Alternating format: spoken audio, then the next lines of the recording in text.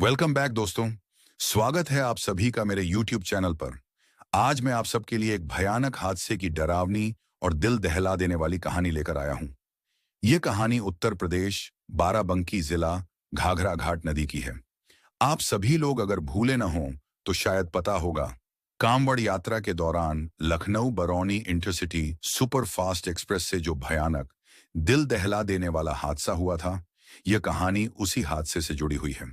और यह भयानक आप बीती हमारे एक सब्सक्राइबर की है, जिन्होंने मुझे बताया था कि एंग्री भाई, मेरे साथ एक बहुत बड़ा और दिल दहला देने वाला भयानक वाकया हुआ था, तो उस पर एक कहानी बनाकर यूट्यूब पर डाल दो। तो मैंने कहा, ठीक है भाई, मैं कहानी बनाकर डाल दूंगा मेरे चैनल पर। और दोस्तों, एक सबसे जरूरी बात, अगर कहानी आप सबको पसंद आए तो कृपया लाइक शेयर सब्सक्राइब जरूर कर देना, क्योंकि आप सभी के प्यार के वजह से मेरा चैनल चलेगा और आपके प्यार और सपोर्ट की बहुत जरूरत है। कृपया भाई दोस्तों, मुझे सपोर्ट करो। और हाँ दोस्तों, अगर आप लोगों में से किसी की कोई ऐसी कहानी है तो कृपया मुझे बताएं। क्या पता अगली कहानी आपकी हो। और अपना प्यारा सा कमेंट सेक्शन में जरूर दें। मैं आपसे कमेंट का जवाब जरूर दूंगा। धन्यवाद। तो चलिए दोस्तों, शुरू करते हैं उनकी कहानी उनकी जुबानी।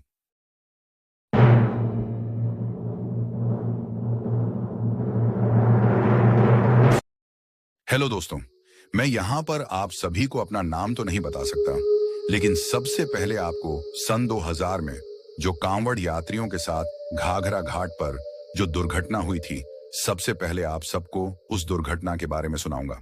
फिर मैं आपको अपना नाम और मुझ पर जो कुछ 2023 में बीता उसके बारे में भी बताऊंगा। सन 2000 का सावन अपने पूरे शबाब पर था। बाराबंकी जिले का घाघरा घाट सुबह की भोर में जाग उठा। घाट की मिट्टी पर हल्की नमी थी और चारों तरफ फैली हरियाली से हवा में ठंडक और भी बढ़ रही थी। आसमान में घुमड़ते बादलों की हल्की गड़गड़ाहट ने माहौल में रहस्यमयता भर दी थी। घाट पर हजारों कांवड़ यात्री सावन की पवित्र यात्रा पर निकले हुए थे। उनके चेहरों पर श्रद्धा और आस्था की झलक थी। कुछ लोग भजन गा रहे थे, कुछ धीरे धीरे कदम बढ़ा रहे थे और कुछ थकावट में पटरियों के किनारे आराम कर रहे थे। घाट का माहौल केवल श्रद्धा का नहीं था, वहां कुछ अदृश्य शक्ति भी महसूस हो रही थी, जैसे घाट पटरियां और घाघरा नदी खुद इस यात्रा की रक्षा कर रहे हों। डेविड और सैम का प्रवेश, डेविड और सैम भी इन यात्रियों में से थे। यह उनका पहला अनुभव था और दोनों के मन में उत्सुकता और हल्का डर दोनों थे। वे सोच रहे थे कि यह यात्रा उनके जीवन की सबसे यादगार होगी। सैम ने धीरे से कहा, डेविड, बस ये पटरियां पार कर लेते हैं, फिर थोड़ी देर आराम करेंगे। इंटरसिटी एक्सप्रेस आने वाली होगी, ध्यान से चलना। डेविड ने सिर हिलाया, पर उसके मन में हल्की चिंता भी थी।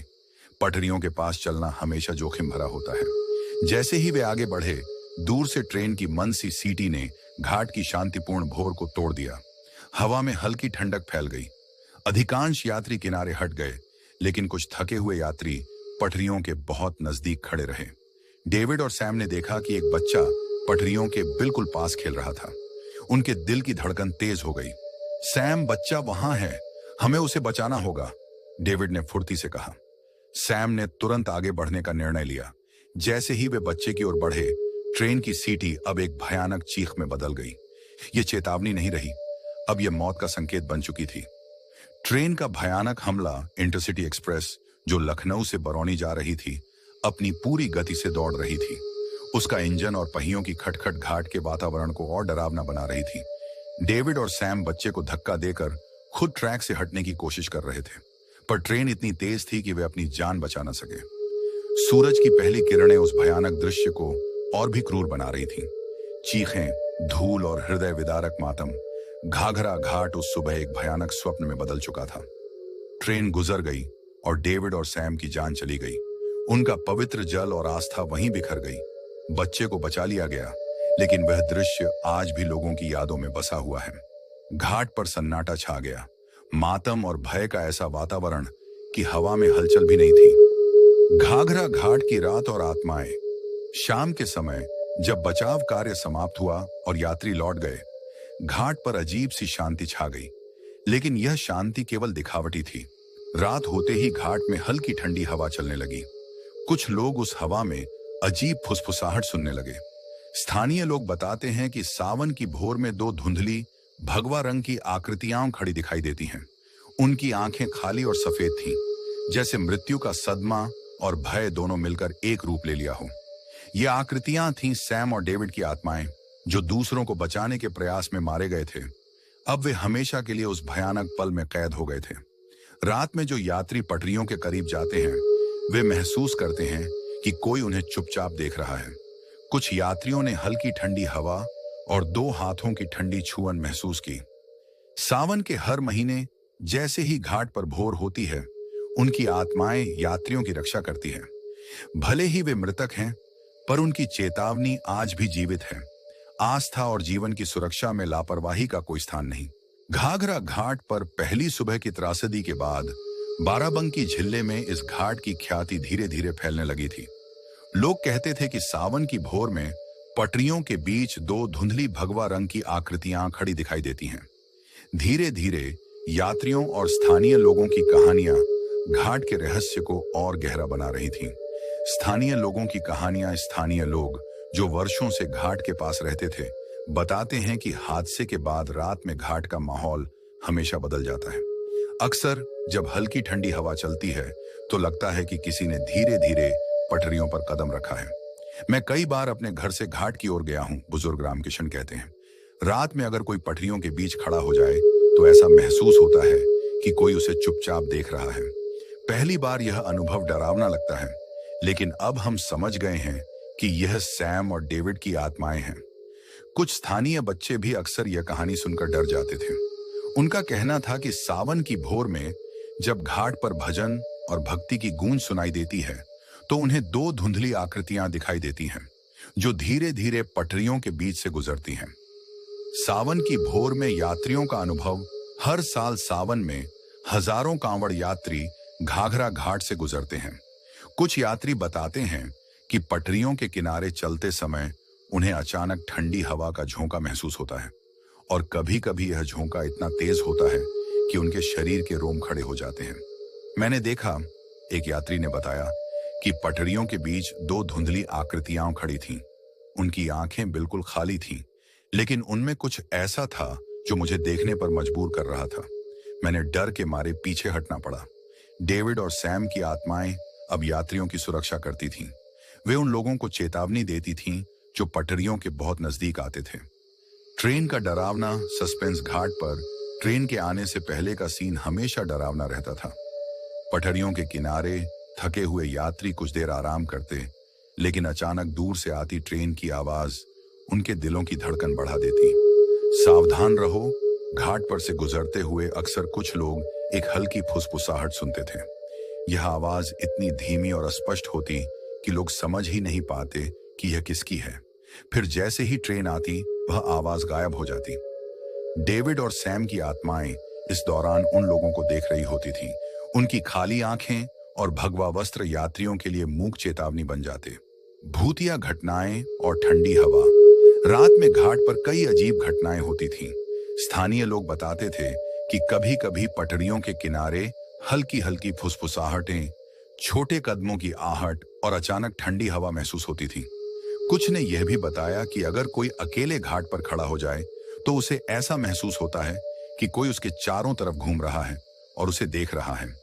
कई यात्रियों ने अनुभव किया कि उनके सामने अचानक धुंधली आकृतियां उभरती हैं और वे भगवा वस्त्र में दिखाई देती हैं। इस रहस्यमय घटना के कारण घाट का नाम बाराबंकी जिले में डर और श्रद्धा दोनों के लिए प्रसिद्ध हो गया। सैम और डेविड की आत्माएं। डेविड और सैम, जिन्होंने अपने जीवन की बाजी दूसरों को बचाने में लगा दी थी, अब हमेशा के लिए उस भयानक हादसे में फंसी हुई आत्माएं बन गई थीं। वे केवल यात्रियों की रक्षा नहीं कर रहे थे, बल्कि घाट पर उनके आत्मा का स्थायी असर भी था। उनकी भगवा वस्त्र की झलक और खाली आंखें एक भूतिया चेतावनी बन गई थीं। कई यात्रियों ने देखा कि सावन की भोर में जब पटरियों के पास कदम रखा जाता है तो दो धुंधली आकृतियां अचानक प्रकट होती हैं। वे चुपचाप खाली आंखों से उन लोगों को देखती हैं जो पटरियों के बहुत नजदीक आते हैं। यात्रियों की प्रतिक्रियाएं। कई यात्रियों ने बताया कि उन्हें ऐसा लगता है कि किसी ने उन्हें धीरे से खींचा या धकेला। कुछ ने यह भी अनुभव किया कि पटरियों के बीच अचानक भगवा रंग की झलक दिखाई देती है और जैसे ही वे ध्यान देते हैं वह आकृति गायब हो जाती है। मैंने देखा था, एक यात्री ने कहा। दो धुंधली आकृतियां खड़ी थीं। उनकी आंखें बिल्कुल खाली थीं, लेकिन मैं महसूस कर सकता था कि वे हमें देख रही थीं और चेतावनी दे रही थीं। स्थानीय लोग भी घाट पर रात बिताने से डरते थे। उन्हें लगता था कि यह स्थान केवल श्रद्धा का नहीं, बल्कि भूतिया चेतावनी और आत्माओं का ठिकाना भी है। हेलो दोस्तों, मेरा नाम अर्जुन है। मैंने ये बात अपने मोबाइल कैमरे में रिकॉर्ड की थी जब मैं मुंबई के थाने स्टेशन से निकल रहा था। मुझे घूमने फिरने और एडवेंचर का बहुत शौक है। पिछले 15 सालों में मैंने कई पहाड़, जंगल, झीलें और मंदिरों की यात्राएं की हैं। लेकिन मुझे अंदाजा नहीं था कि मेरी जिंदगी का सबसे डरावना एडवेंचर मेरी अपनी जड़ों बाराबंकी में छुपा हुआ है। मेरे मम्मी पापा का पैतृक गांव बाराबंकी में है। वे बहुत साल पहले वहीं से मुंबई आए थे। मैं मुंबई में पैदा हुआ, यहीं पला बड़ा, पढ़ाई की, खेला कूदा, लेकिन गांव के बारे में बस सुना था, कभी गया नहीं था। एक दिन मम्मी ने कहा, अर्जुन एक काम करो बेटा, एक बार गांव चले जाओ। वहां हमारी थोड़ी सी जमीन है, जरा उसका जायजा ले आओ। और हाँ, तुम्हारे चाचा चाची वहीं रहते हैं, हम फोन कर देंगे, वे स्टेशन से तुम्हें लेने आ जाएंगे। मैंने मम्मी की आंखों में झांका। पता नहीं क्यों उस दिन उनकी आंखों में हल्की सी झिझक थी, जैसे वे कुछ और कहना चाहती हूं लेकिन कह ना पा रही हूं। मैंने हंसते हुए कहा, ठीक है मम्मी, मैं चला जाऊंगा गांव, थोड़ा घूम भी लूंगा, वैसे भी एडवेंचर के लिए नया प्लेस मिल जाएगा। पापा ने उसी शाम पुष्पक एक्सप्रेस का टिकट बुक करवा दिया।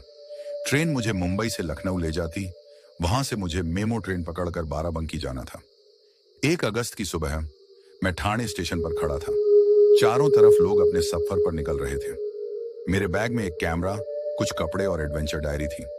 ट्रेन समय पर आई और मैं अपनी सीट पर बैठ गया। बाहर शहर की रोशनी धीरे धीरे पीछे छूटने लगी। यात्रा के दौरान मैं बार बार गूगल पर घाघरा घाट सर्च कर रहा था। मैंने कई वीडियो और आर्टिकल पढ़े जिनमें बताया गया था कि सन 2000 में कांवड़ यात्रा के दौरान घाघरा घाट पर एक भयानक रेल हादसा हुआ था। सैकड़ों लोग मारे गए थे और रात में वहां आत्माएं भटकती हैं। मैंने सोचा शायद ये सब अफवाह होगी, भूत वूत कुछ नहीं होते, लेकिन फिर भी मन के किसी कोने में हल्की सी सिहरन थी। अगली सुबह बाराबंकी स्टेशन ट्रेन जैसे ही रुकी, प्लेटफॉर्म पर मिट्टी और बारिश की खुशबू ने मुझे घेर लिया। मम्मी के बताए अनुसार मेरे चाचा मुझे लेने आए थे। उन्होंने मुझे गले लगाया और बोले, आ गया बाबू, चलो घर चलते हैं, गांव में सब इंतजार कर रहे हैं। गांव की सड़कों पर बैलगाड़ियों की आवाज, मंदिर की घंटियां और दूर से आती बारिश की महक में एक अजीब शांति थी। लेकिन इसी शांति में कहीं ना कहीं एक भयानक सन्नाटा छिपा हुआ था। चाचा ने रास्ते में अचानक कहा, बेटा उस घाघरा घाट की तरफ मत जाना, रात में लोग कहते हैं वहां कुछ ठीक नहीं है। मैंने हंसकर टाल दिया, चाचा मैं तो एडवेंचर का शौकीन हूं, डर कैसा? चाचा ने सख्ती से कहा, अर्जुन मजाक मत समझो, वो जगह शापित है। वहां सैम और डेविड नाम के 2 जवान लड़के और न जाने कितने यात्री उसी रेल हादसे में मारे गए थे। उनका चेहरा एकदम सख्त और आंखों में डर झलक रहा था। उस पल मुझे एहसास हुआ कि यह कहानी कोई अफवाह नहीं, सच्चाई है। गांव में पहला दिन, गांव में रिश्तेदारों से मिला, जमीन देखी, खेतों में गया। दिन तो हंसी मजाक में बीत गया, लेकिन शाम ढलते ही आसमान पर काले बादल छा गए। सावन का महीना था और कांवड़ यात्रा चल रही थी। दूर मंदिरों में भोलेनाथ के गीत गूंज रहे थे, लेकिन हवा में कुछ अजीबपन था, जैसे कोई अनजानी नजर मुझे देख रही हो।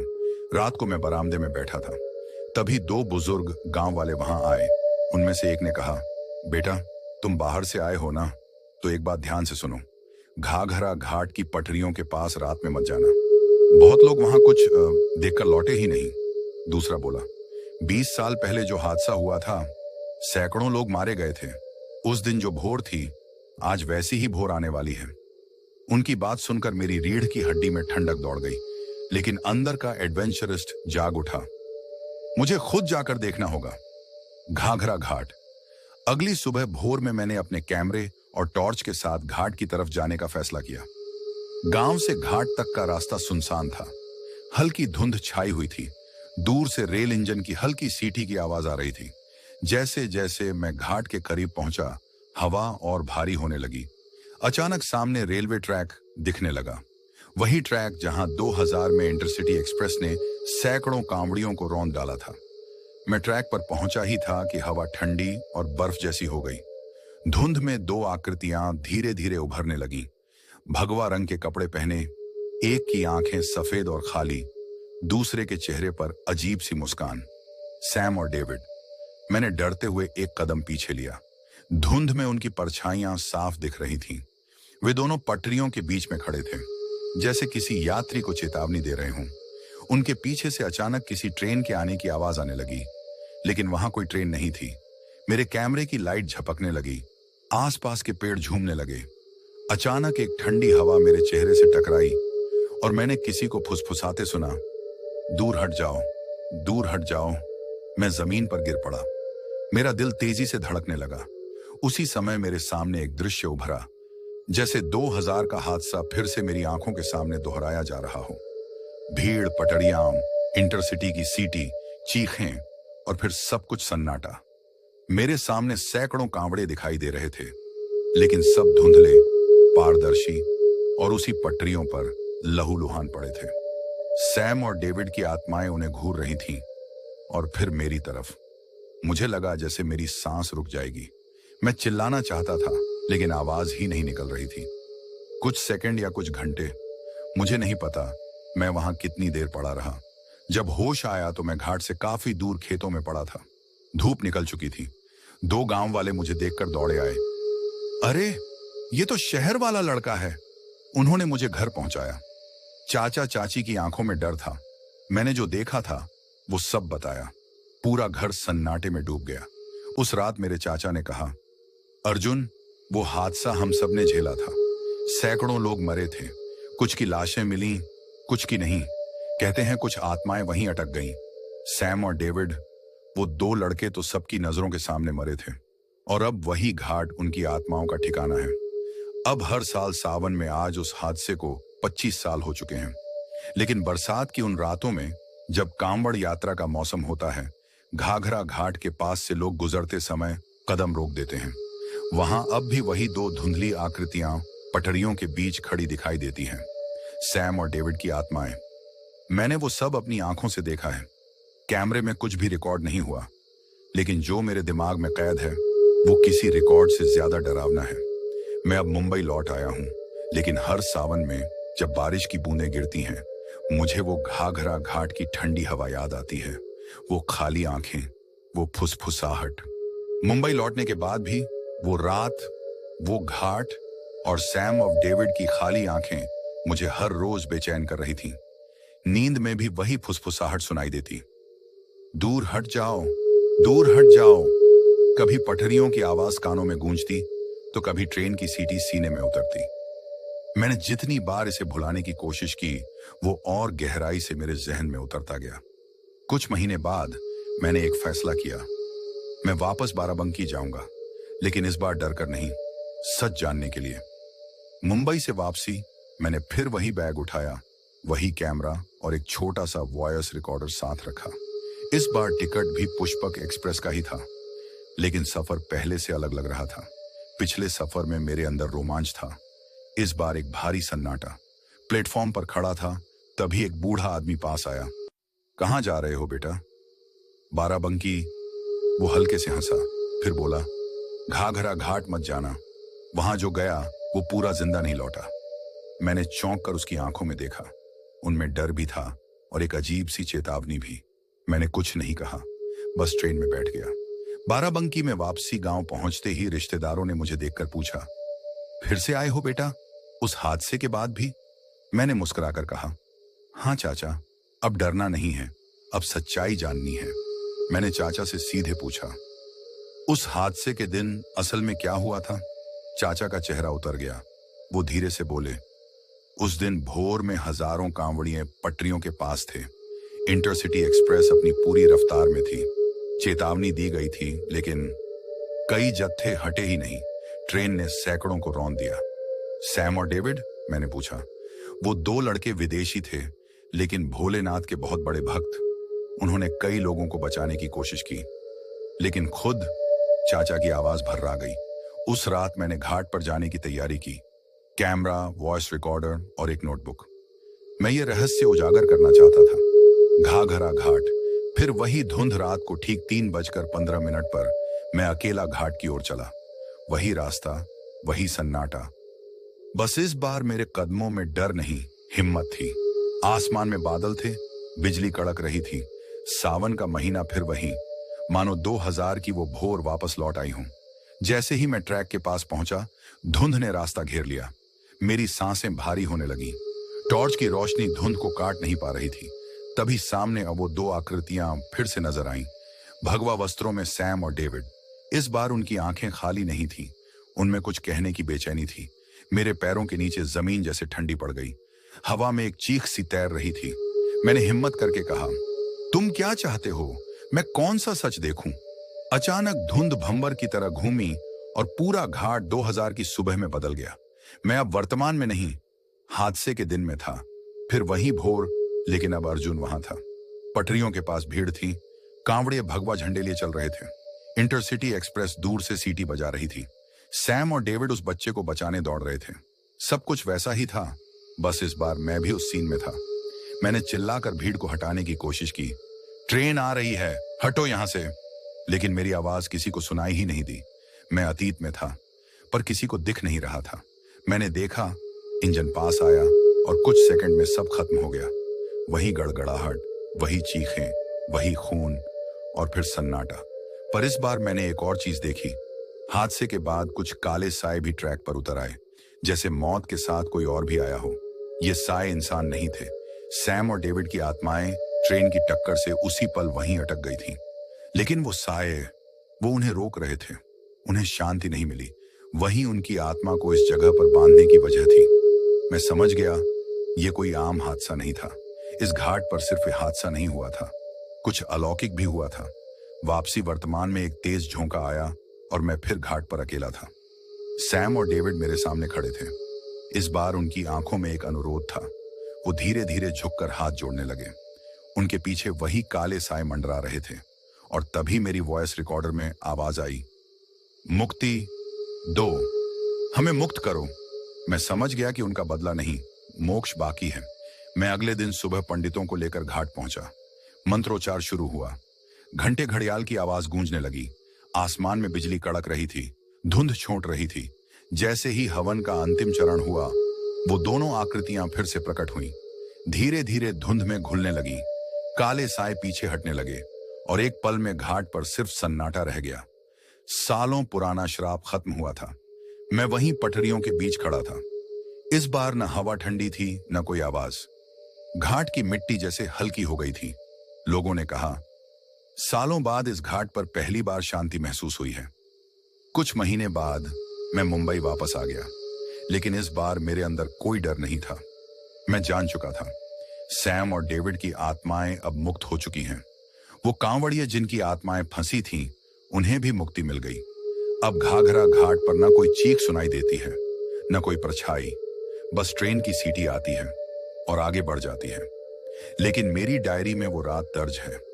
हर हादसे के पीछे एक कहानी होती है और कुछ कहानियां सच्ची होती हैं।